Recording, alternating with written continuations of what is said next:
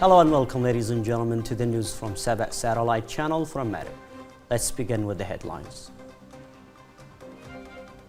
Member of Presidential Leadership Council Al-Arada meets U.S. charge affairs to discuss development in Yemen and the region. Parliament Speaker meets French and U.S. diplomats on political and economic developments in Yemen. UNICEF reveals over 1 million children in Gaza still lack food and safe water.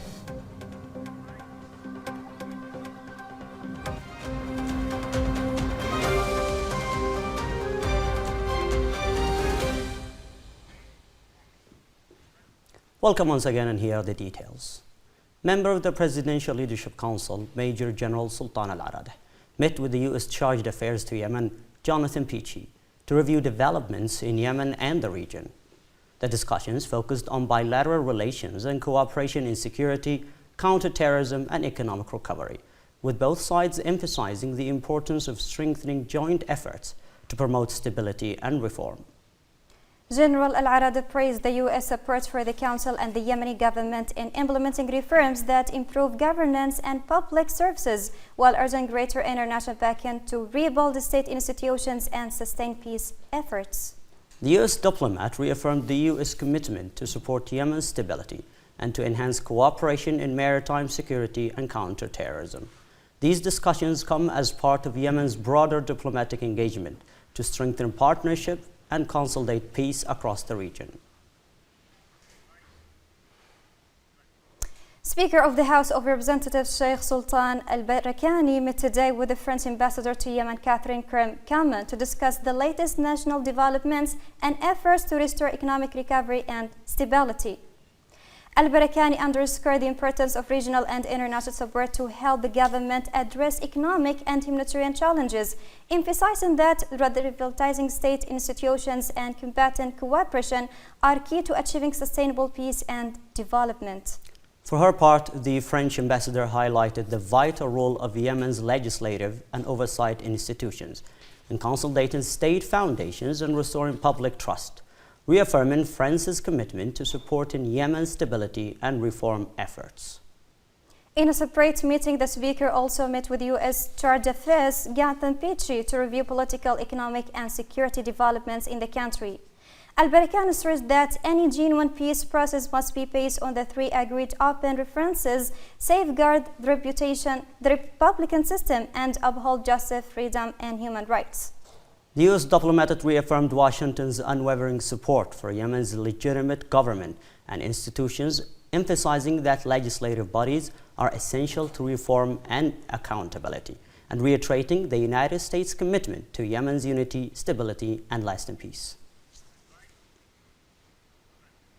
Prime Minister Salim bin Buraik held separate meetings today in Doha with Sheikh Mohammed bin Abdulrahman Al Thani, the Prime Minister and Foreign Minister of Qatar, with Dr. Mustafa Madbouli, the Prime Minister of Egypt, on the sidelines of the Second World Summit for Social Development. During his talks with the Qatari Prime Minister, the two sides discussed recent developments at the national, regional, and international levels, along with prospects for enhancing economic and development cooperation. Bin Buraik highlighted the government's reform and recovery efforts and praised Qatar's steadfast support for Yemen through humanitarian and development initiatives. The discussions also cover future cooperation in infrastructure, energy, education, and health, and Yemen's preparations to hold its first National Energy Conference in Aden as part of its comprehensive recovery plan. In a separate meeting, Bin Buraik and Dr. Madbouli reviewed the historic relations between Yemen and Egypt, joint efforts to safeguard maritime navigation in the Red Sea and Bab el-Mandeb, and ways to benefit from Egypt's expertise in energy and institutional reform. Minister of Information, Culture and Tourism Muammar al-Iryani said that the Iran-backed Houthi militia, the most dangerous arm of Tehran in the region, is waging a disinformation campaign to destroy the reputation of Aden International Airport in an attempt to undermine state institutions and cover up its own crimes. In a press statement, al-Iryani stressed that Aden Airport, restored and operated with the support of Saudi Arabia through the Saudi Program for the Development and Reconstruction of Yemen, now serves as a vital gateway for all Yemenis and a symbol of the country's recovery in liberated areas. He reminded that the Houthis themselves caused the destruction of Sana'a International Airport, turning it into military peace for smuggling Iranian weapons and launching drone attacks against Yemeni cities and neighboring countries. Al-Eryani reaffirmed that all air, sea and land ports in liberated areas remain open to all Yemenis, but will never be used as cover for Iranian Revolutionary Guard operatives, Hezbollah members, or Houthi leaders responsible for war crimes and smuggling activities. In aid, the Minister of Public Health and Population, Dr. Qasim Bouhaibeh, has laid the foundation stone for a new factory producing nutritional and pharmaceutical supplements in partnership with the Golden Gulf Gate Company. The project aims to localize the production of essential medical and nutritional products, a key step toward achieving national self-sufficiency and improving food and drug security. Dr. Bouhaibeh said the factory will help address Yemen's high rates of malnutrition, particularly among children and women, while providing job opportunities and reducing reliance on imports. The factory is expected to begin operations within 8 months, supplying high-quality products that meet international safety standards. In Taiz, Governor Nabil Shamsan met with the United Nations Peace Support Team, visiting the governorate to review ongoing peace and development initiatives. The meeting brought together representatives from the UNDP, European Union, and the embassies of Germany and Norway, along with the United Nations Special Envoy's Office, to discuss local governance, women's empowerment, and restoring public institutions. Governor Shamsan emphasized Ta'iz's model of political and social stability, while the UN team praised the city's progress in community reconciliation and security performance. The delegation affirmed that peace building begins with practical local steps that directly improve citizens' lives, pledging continued support for Ta'iz's development and stability. A new United report has revealed deepening cooperation between the Houthi militia and Al-Qaeda, uncovering a network that spans arms smuggling, training, and child recruitment in what experts describe as a growing regional threat. According to the 43-page report, senior Houthi and Al-Qaeda figures are coordinating directly with militants receiving medical aid and training in Houthi-controlled areas.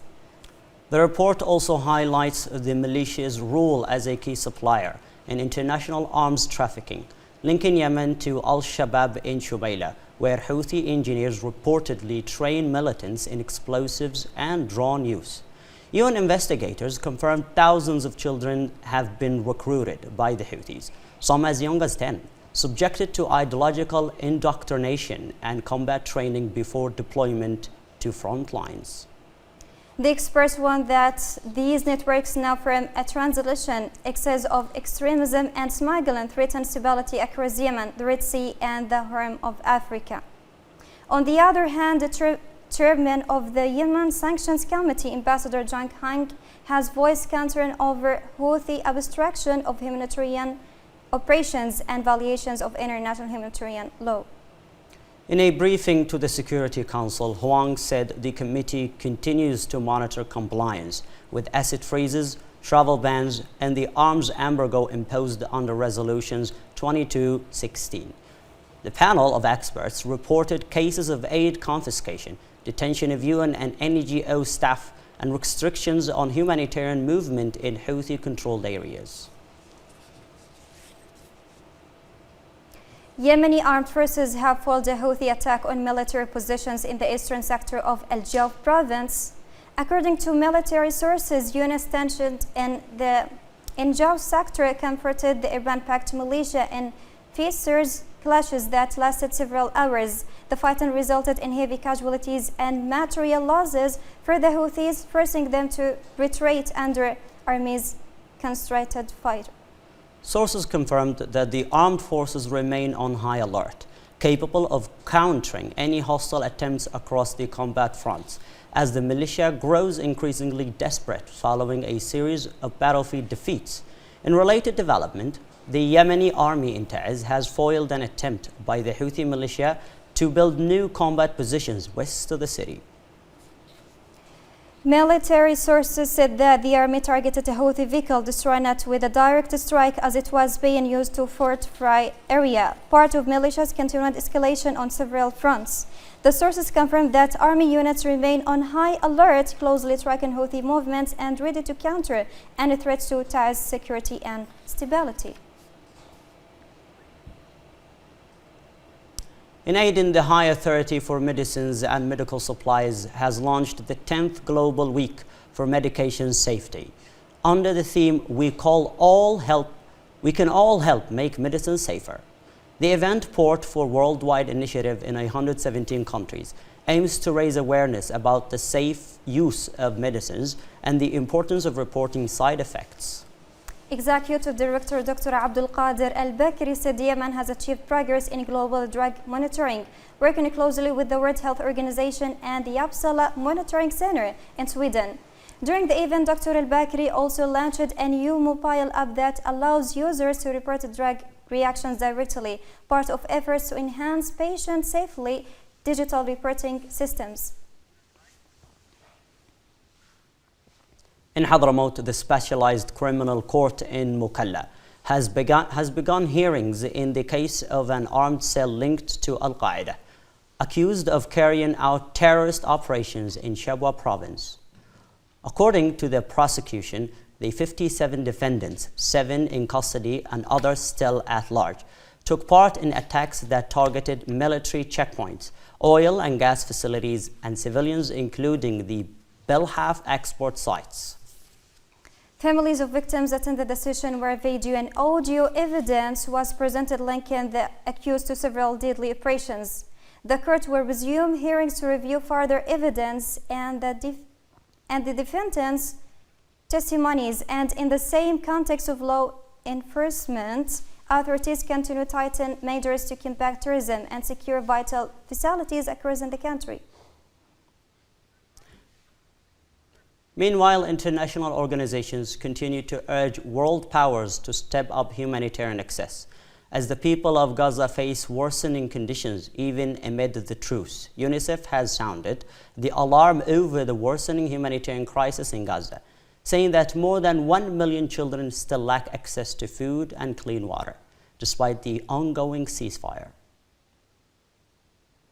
UNICEF spokesperson Tiz Ingram said that while the ceasefire has stopped the bombing, it hasn't stopped the hunger, as damaged infrastructure continues to block access to safe water and medical care. She added that aid deliveries remain far below per-war levels, leaving thousands of children hungry, sick, and unable to return to school. The warning comes as humanitarian agencies press for greater access to Gaza to prevent what they describe as a looming catastrophe for its children.